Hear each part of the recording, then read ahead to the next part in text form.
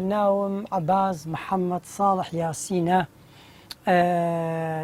مواليدی 1967 لە سلێمانی دانیشین. پیشەکەم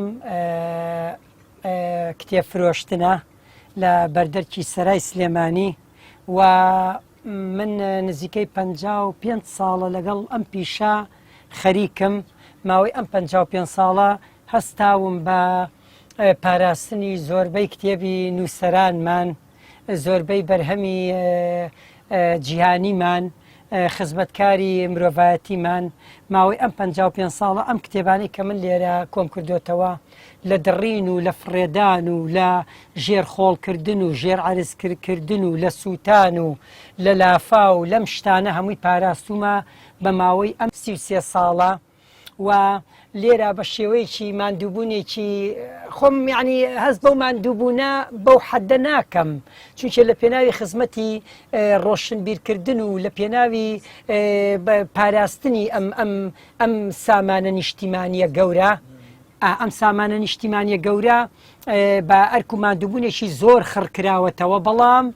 بەڵام مای خۆشحاڵیە بۆ من، مای خۆشحاڵیە بۆ من کە توانیومە ئەم وەک عەرزم کردن و عەرزی خوێنەرە بڵێن بیستەران و بینەران و ئەوە یەکەم کە پاراستنێکی معقولم بۆ ئەم بەرهەمانە دروست کردووە.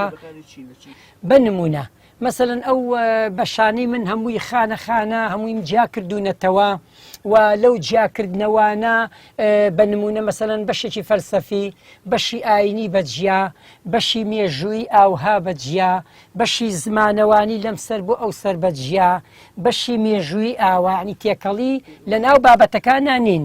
ئەمە وەک بەشێک لە کتێبەکان. بەڵامی تر ئەوەی توانام بێ، ئەوەی کات بێ، ئەوەی خواتەمەند باقی بات، خواتەمەند باقی بات ئینشاءالله تەرتیبات و پۆلێنیش بۆ بەشی گۆڤار و سەرجەم ئەو کتێبانەی کە فریای جیاکردنەوە و بەشکردن و دابەشکردنیان نەکەوتوم کاری ئینشاءالله خواتەمەند باقی بات ئەوانەش جێبەجێەکەم.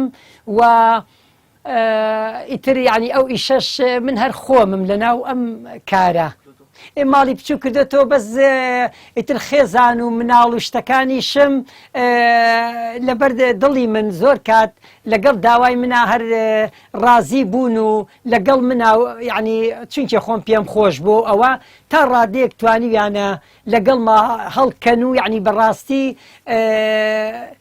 پیان خۆشەکە. مەسەڵەن من ئاوا دڵخۆشم بە بوونی ئەم ئیشە. بۆ ماوەی 14 ساڵ مامۆستا عەباس لەگەڵ 5 ئەندامی خێزانەکەی لەم ماڵەدا لەگەڵ کتێبەکانیدا ژیانی کردووە. لە کۆی حەوژووری ماڵەکەی تەواویان بە کتێب داپۆشراون و هیچ شوێنێک بە بەتاڵی نەماوەتەوە. ئەوەی جێگەی تێبینیە بەشێکی زۆری لە ماڵەکان و خانەوادەکان دەڵێن ماڵەکەمان بچووکە یاخود سنوورەکەمان بەرتەسکە، لەبەر ئەوە بیر لە فراوانکردنی ماڵەکەیان دەکەنەوە. بەڵام جێهێشتنی مامۆستا عەباس ماڵەکەی بەهۆی تەنگەبەریەکەیەوە نەبوو، بەڵکو بەهۆی زۆری کتێبەکانیەوە بوو. لەبەر ئەوە ناچار بۆ لە ئێستادا 2 ماڵ یاخود 2 خانوو لەکرێدا بێت لە شاری سلێمانی، خانیەک تایبەت بە کتێبەکانی و خانیەکی دیکەش تایبەت بە خێزانە 5 نەفەریەکەی. وشیار محەممەد، کەناڵی ئاسمانی پەیام، سلێمانی.